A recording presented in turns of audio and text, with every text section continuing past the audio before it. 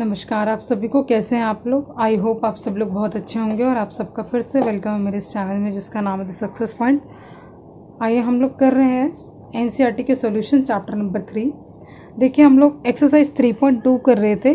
3.2 का question number 1 कर चुके हैं, लेकिन क्वेश्चन नंबर 2 करने से पहले मैं आपको कुछ बेसिक कॉन्सेप्ट बताना चाहती हूँ इक्वेशंस को लेकर, ये ग्राफिकली प्रेजेंटेशन को लेकर, रिप्रेजेंटेशन को लेकर कि किस किस तरीके की लाइंस होती हैं, क्योंकि हमारा जो क्वेश्चन नंबर 2 है, 3 है, 4 है, वो इसी कॉन्सेप्ट के ऊपर डिपेंडेंट है। तो सबसे पहले ज़रूरी है कि हम अपने कॉन्सेप्ट्स को क्लियर कर लें। ठीक है, देखिए आप जितने भी ग्राफ देखेंगे किस तरीके के होते हैं ग्राफ्स। देखिए फर्स्ट हम देखने जा रहे हैं वो है, देखिए ये Y axis, this is my X axis. ठीक है, X dash, Y and Y dash. ठीक है, देखिए मैं अभी एक लाइन बना रही हूँ, मैं डिफरेंट कलर से बना लेती हूँ। रुकिए, देखिए एक लाइन ये रही, ठीक है, और एक लाइन ये रही। ठीक है, ये मेरी ग्राफिकल प्रेजेंटेशन है दो लीनियर इक्वेशंस की। मान लो ये कोई भी इक्वेशन होगी, ये भी कोई भी इक्वेशन होगी, ये इसका सॉल्यूशंस है। तो ये आपस में, ये लाइंस क्या कर रही हैं, आपस में कट आउट कर रही हैं इस पॉइंट पर। ठीक है, जब भी दो लाइंस आपस में ऐसे कट आउट करती हैं तो उन लाइंस का नाम क्या रहता है? वो कौन सी लाइंस होती है हमारी? उन लाइंस का नाम क्या रहता है बताइए? ये लाइंस रहती हैं सबसे पहले तो इंटरसेक्टिंग लाइंस। ये कौन सी लाइन है? Intersecting lines. आ रहा समझ में? फर्स्ट पॉइंट समझ में आया कि जब भी हम ग्राफिकली प्रेजेंटेशन में इस तरीके से कट आउट हो तो ये कौन सी लाइंस होती है? Intersecting line. साथ के साथ आपको एक चीज़ पता होनी चाहिए, इंटरसेक्टिंग लाइन को हिंदी में बोलते हैं प्रतिच्छेदित रेखाएं। प्रतिच्छेदित लाइंस क्या होता है? रेखाएं। ये हमारी लाइंस कौन सी हैं? प्रतिच्छेदित रेखाएं। ये अपने को पता होना चाहिए। सेकंड पॉइंट, जब भी आप इंटरसेक्टिंग लाइंस देखोगे उसमें कितने सॉल्यूशन होते हैं, उसमें कितने हल हैं? देखिए एक ही हल है ना। तो इसलिए इसका सॉल्यूशन जो रहता है वो सॉल्यूशन क्या रहता है? Unique solution. क्या बोलते हैं इसके सॉल्यूशन को? Unique solution. क्या बोलते हैं? अद्वितीय हल है, जिसके जैसा कोई दूसरा ही नहीं, इसलिए ये क्या है? यूनिक है। एक ही सॉल्यूशन आप देखते हैं इसमें, इंटरसेक्टिंग लाइंस में एक ही सॉल्यूशन देखते हैं ना, तो इसलिए हम बोल सकते हैं या तो एक ही हल है, सिर्फ एक ही हल है ना, या वन सॉल्यूशन ही है। और क्या देखते हैं? देखिए जब भी इंटरसेक्टिंग लाइंस होती है, एक तो वो आपस में कट आउट करती हैं, एक तो इसका यूनिक सॉल्यूशन रहता है। अगर जैसे ही आपका यूनिक सॉल्यूशन आए और इसको हम बोलते हैं, इसके जो युग्म होते हैं या ये जो लाइंस होती है, ये लाइंस होती है बेटा कंसिस्टेंट। क्या बोलेंगे हम इसको? कंसिस्टेंट। ये लाइंस कौन सी हैं? कंसिस्टेंट। कंसिस्टेंट को क्या बोला जाता है? संगत युग्म। क्या बोलेंगे हम? संगत। आ रहा समझ में? सो हम अपने ने तीन चीजें देख ली, intersecting lines, unique solution and consistent solution. ठीक है, संगत युग्म। चलिए अब अपने को क्वेश्चन कैसे आएगा? देखिए अपने को दो लीनियर इक्वेशन दी होगी, लेकिन उससे अपने को पहचानना है कि वो कौन सी लाइंस रहेंगी। तो फोर्थ पॉइंट, आपको इसकी इक्वेशन पता होनी चाहिए कि हम कैसे पहचान लेंगे, कैसे पहचानेंगे कि ये इंटरसेक्टिंग लाइंस है। तो आपको कंपेयरिंग रेशियोज पता होनी चाहिए। क्या फोर्थ पॉइंट क्या होना चाहिए? पता होना चाहिए आपका इसका कंपेयरिंग रेशो। कंपेयरिंग रेशो क्या होती है? हमें कैसे इंटरसेक्टिंग लाइंस जो होती हैं उसका कंपेयरिंग रेशो आपको पता होना चाहिए। उसमें A1/A2 not equals to B1/B2 रहता है। ठीक है, ये आपको ध्यान में रखना है। A1/A2 not equals to B1/B2। चलिए फिर से देख लेते हैं।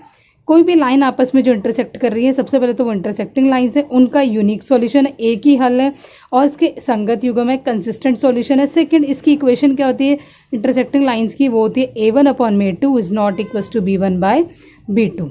आई होप समझ में आया होगा। सो फर्स्ट इंटरसेक्टिंग लाइंस का कॉन्सेप्ट समझ में आया। सो सबसे पहले हमने देखा ये क्या था अपनी इंटरसेक्टिंग लाइंस, है ना, प्रतिच्छेदित रेखाएं।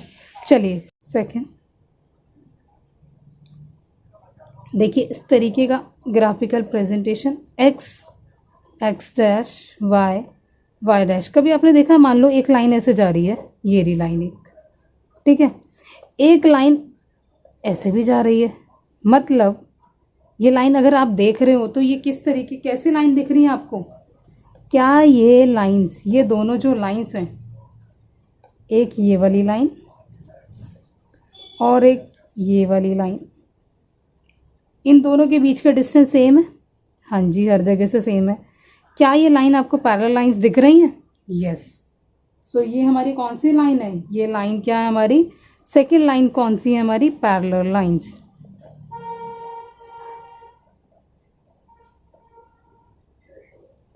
जिसके बारे में हम देख रहे हैं। सो फर्स्ट हमने क्या देखा कि पैरेलल लाइंस है, ठीक है। जो आपकी पैरेलल लाइंस हैं, अब यहाँ पर देखिए, क्या ये कहीं पे मीट आउट कर रही हैं? क्या इसका कुछ सॉल्यूशन है?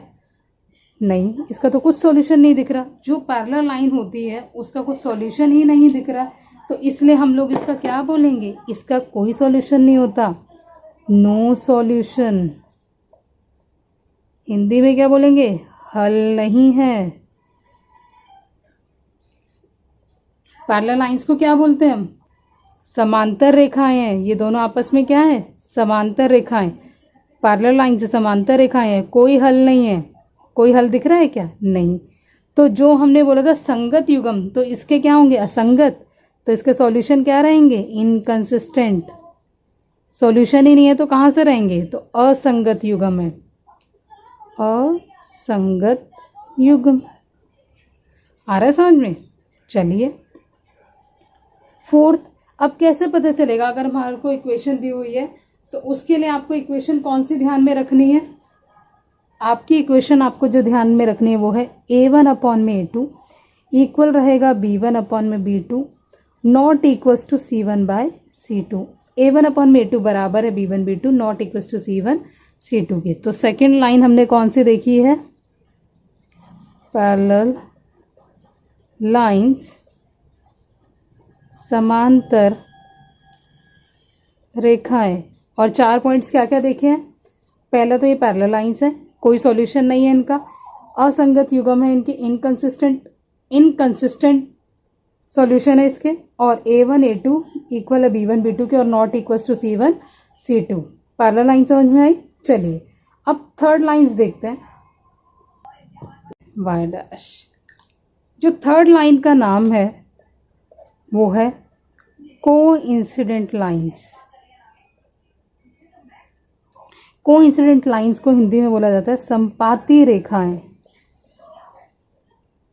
अब कोइंसिडेंट का नाम मतलब ही क्या है? कि कोइंसिडेंटली वो एक दूसरे के ऊपर ही है। फॉर एग्जाम्पल, मान लो ये मेरी एक लाइन है, ठीक है, ये रही एक लाइन, ठीक है। अब दूसरी लाइन जो है वो भी इसी के ऊपर आ रही है। क्वेश्चन किया था ना जहाँ पे दोनों लाइनें एक दूसरे के ऊपर थी।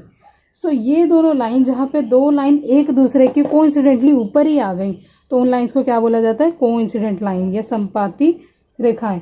अब संपाती रेखाएं हैं तो देखिए उसके सॉल्यूशन कितने होंगे? संपाती रेखाओं के तो बहुत सारे सॉल्यूशन होंगे, क्योंकि हर जगह तो मिल रही हैं, हर जगह चिपकी हुई हैं। सो इसीलिए इनके सॉल्यूशन जो होते हैं वो क्या होते हैं? Infinitely many solutions, infinitely many solutions. So इसके क्या है भाई? अनंत तक, अनंतता तक, अनंत तक बहुत सॉल्यूशन है, बहुत हल है ना, क्योंकि हर जगह तो मिल रहा है। साथ के साथ इसका सॉल्यूशन कंसिस्टेंट है कि इनकंसिस्टेंट है? संगत है कि असंगत है? कंसिस्टेंट, क्योंकि निकल तो रहा है, सो संगत है, ठीक है। सो अब यहाँ पर इक्वेशन कैसे पता चलेगा कि भाई ये कोइंसिडेंट लाइन है? सो इसकी इक्वेशन होती है a1/a2 बराबर होता है b1/b2 के और बराबर होता है c1/c2 के। जब भी इस तरीके की इक्वेशन सेटिस्फाई हो जाए तो हम क्या बोल देंगे कि ये क्या है? हमारी कोइंसिडेंट लाइंस है। कौन सी रेखाएं हैं ये? कोइंसिडेंट लाइंस, संपाती रेखाएं। समझ में आ रहा है? देखिए अब ये जो भी कॉन्सेप्ट देखा है हमने 1 2 3, फर्स्ट इंटरसेक्टिंग लाइंस कैसे पता चलेगा, इसके यूनिक सॉल्यूशन है असंगत युग्म में A1 A2 not equal to B1 B2 प्रतिच्छेदित रेखाएं जहां पे एक पॉइंट पे मिट आउट कर रही है। सेकंड पैरेलल लाइंस, कोई सॉल्यूशन नहीं है, असंगत युग्म है, इनकंसिस्टेंट है, A1 A2 इक्वल है B1 B2 नॉट इक्वल है C1 C2 एंड ये क्या है हमारी पैरेलल लाइंस। थर्ड जहाँ पे एक दूसरे के ऊपर ही कॉन्सिडेंटली दोनों लाइंस आ गई वो कॉन्सिडेंट लाइन है, संपाती रेखाएं, बहुत सॉल्यूशन है इनके, संगत है। इक्वेशन कौन सी A1 A2 इक्वल है B1 B2 इक्वल है C1 C2 के, ये कौन सी लाइन है, कोइंसिडेंट लाइंस। चलिए